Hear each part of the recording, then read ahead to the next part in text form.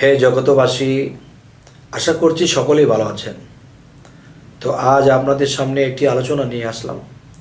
সে আলোচনাটি হলো, আল্লাহ কোরআনেও বলেছেন যে কুল হু আল্লাহু আহাদ আল্লাহু সামাদ লাম ইয়ালিদ ওয়ালাম ইউলাদ ওয়ালাম ইয়াকুল্লাহু কুফুয়ান আহাদ। যে আল্লাহ বলতেছে, আমি এক, আমার দ্বিতীয় নেই, আমি স্বয়ংসম্পন্ন, আমার কমতি নেই, আমি জন্ম নেই না, আমি জন্ম দেই না। আল্লাহ কি বলেছেন? প্রথম যে আমি এক, আমি আল্লাহ এক, আমার দ্বিতীয় নেই। তবে পীর ফকিরদের মধ্যে দেখা যায় বা অনেক গানেও শোনা যায় এই কথাগুলো বলে, যত কল্লা তত আল্লাহ, লক্ষ সিফতে ছাই আল্লাহ একজনা। তাহলে যত কল্লা তত আল্লাহ যদি হয়, তাহলে আল্লাহ এক কিভাবে হয়? হে জগতবাসী, অনেকে এই কথাটি শোনে, কেউ বোঝে আবার কেউ বোঝে না। তবে যারা এই জিনিসটা বোঝে না, এদের জন্য আমি একটু ক্লিয়ার করব। সেই কথাটি হলো যে আমি 500 প্লেট, এই 500 প্লেটের ভিতরে আমি একটু একটু করে পানি রেখেছি। পানি রাখার পরে তখন আমি যখন বিছিয়ে দিলাম, বিছিয়ে দেওয়ার পরে দেখি প্রত্যেকটা প্লেটের পানির মধ্যে দেখতে পাচ্ছি একটা করে সূর্য।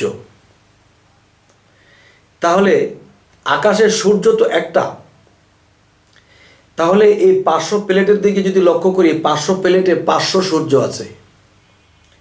তো 500 প্লেটে 500 সূর্য আছে, এই বলে কি সূর্য 500টি?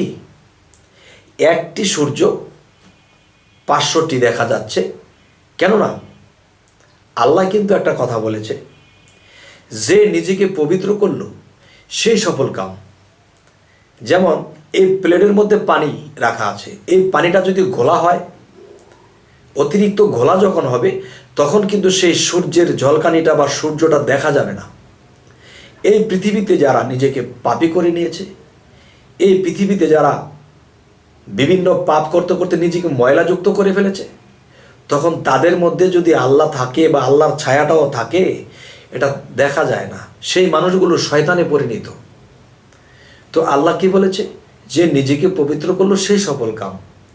তাহলে এই প্লেটের পানি যদি যতটুকু পরিষ্কার হবে, ততটুকু গ্লেজ, ততটুকু পরিষ্কার সেই সূর্যটাকে দেখা যাবে।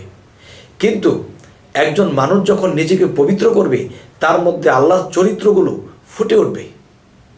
আর আল্লাহর চরিত্র যদি কেউ নিজের মধ্যে ফোটাতে পারে, তাহলে আল্লাহ তার মধ্যে এসে বসবাস করবে। তিনি নিজেকে পবিত্র করল। যাই হোক, এখন আমি 500 প্লেটের কথা বলেছি।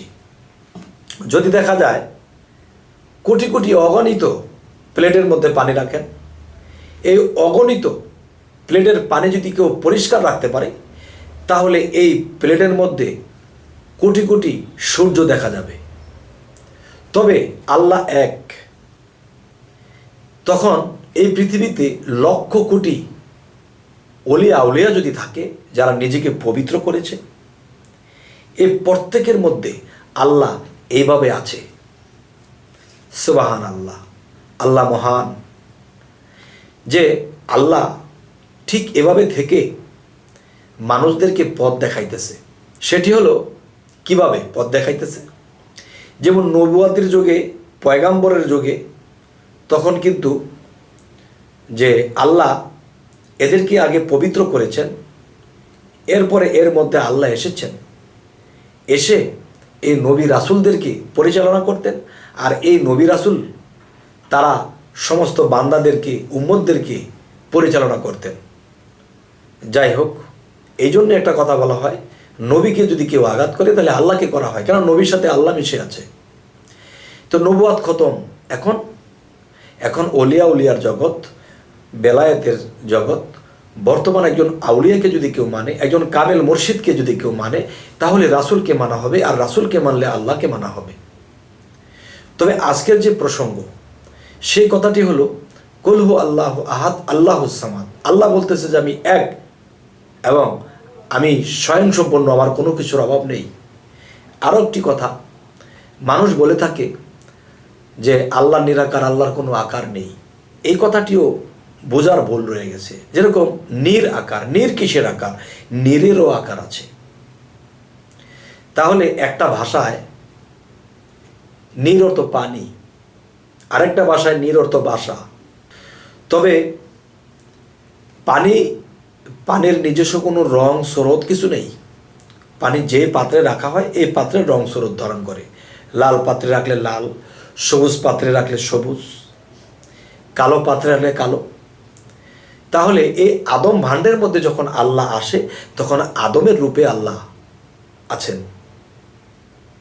হে জগতবাসী, আমার এই কথাগুলো সর্বসাধারণ লোকেরা হয়তো বুঝবেন না।